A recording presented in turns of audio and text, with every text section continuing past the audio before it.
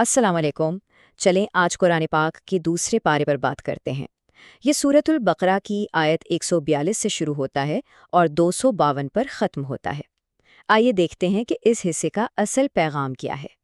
تو سوال یہ ہے کہ آخر اس پارے کا مرکزی پیغام ہے کیا؟ دیکھیں، اس میں بہت سارے احکامات بھی ہیں، واقعات بھی ہیں، لیکن مزے کی بات یہ ہے کہ یہ سب ایک ہی دھاگے میں پروئے ہوئے ہیں۔ تو وہ دھاگا کیا ہے؟ چلیں مل کر تلاش کرتے ہیں۔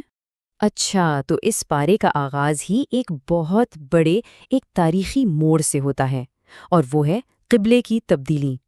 یہ صرف ایک حکم نہیں تھا، بلکہ یہ وہ لمحہ تھا جس نے ہمیشہ کے لیے مسلم امت کا مرکز اور اس کی پہچان طے کر دی۔ یعنی جو نماز پہلے بیت المقدس کی طرف رخ کر کے پڑھی جاتی تھی، اب اس کی سمت بدل کر مکہ میں خانہ کعبہ کی طرف کر دی گئی۔ اب ظاہر ہے یہ صرف ایک جغرافیائی تبدیلی تو نہیں تھی، اس کے پیچھے ایک بہت گہری حکمت چھپی ہوئی تھی۔ تو اصل مقصد کیا تھا؟ اصل مقصد تھا ایک امتحان۔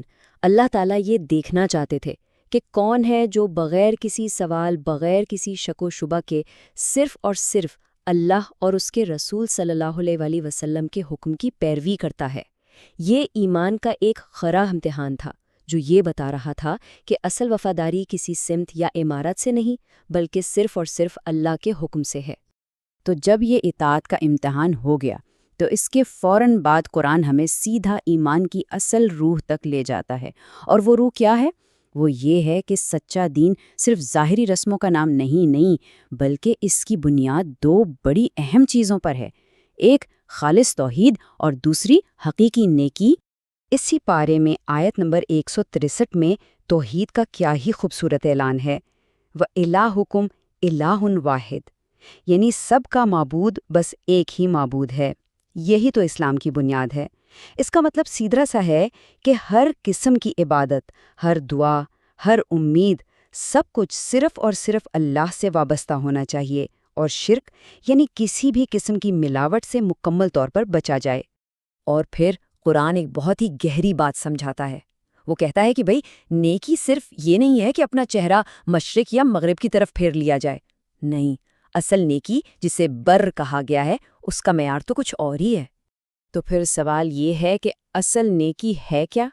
آیت 170 میں اس کی پوری تفصیل ہے۔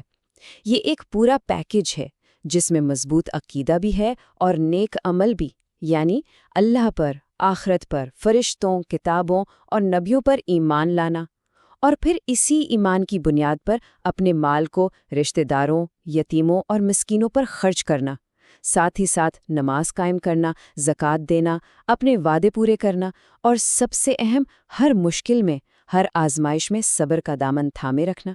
یہی ہے ایمان کی عملی شکل۔ تو دیکھیں، جب توحید کا یہ عقیدہ دل میں مضبوطی سے بیٹھ جاتا ہے نا، تو پھر اسی بنیاد پر ایک پاکیزہ معاشرہ تعمیر ہوتا ہے۔ اور اسی لیے اس پارے میں اللہ تعالیٰ نے ایک انصاف پر مبنی معاشرے کے لیے کئی اہم قوانین بتائے ہیں۔ ان احکامات میں کیا کیا شامل ہے؟ اس میں روزے کا حکم ہے، حج کی تفصیلات ہیں، مالی معاملات میں ایمانداری کی تلقین ہے، اور پھر خاندانی زندگی کے اصول جیسے نکاح اور طلاق کے قوانین ہیں۔ یہ سارے اصول کیوں ہیں؟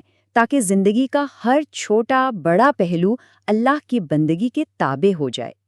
خاص طور پر روزے کو لے لیں، اس کا مقصد صرف بھوکا پیاسا رہنا بالکل نہیں ہے۔ اس کا اصل مقصد ہے تقوی حاصل کرنا، یعنی پرہیزگاری۔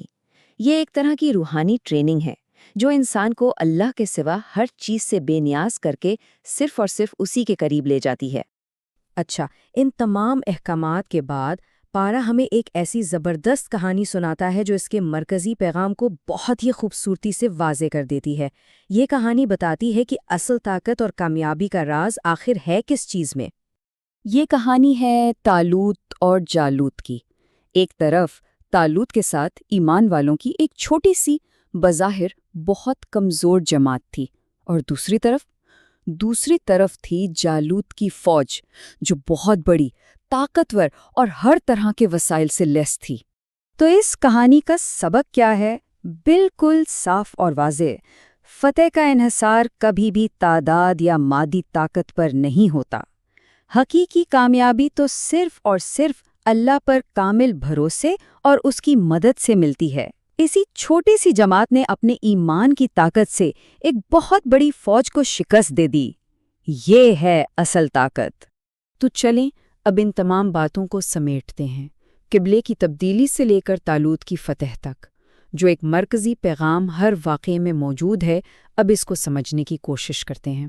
تو اس پورے دوسرے پارے کا نچوڑ، اس کا خلاصہ یہ ہے کہ تمام احکامات، تمام عبادات اور تمام آزمائشوں کا مرکز صرف ایک ہے: خالص توحید، اللہ کو ایک ماننا اور ہر قسم کے شرک سے، ہر قسم کی ملاوٹ سے بچنا۔ یہی نبی کریم صلی اللہ علیہ وآلہ وسلم کی تعلیمات کا اصل جوہر ہے، اور ان سے محبت کا سب سے بڑا ثبوت بھی یہی ہے۔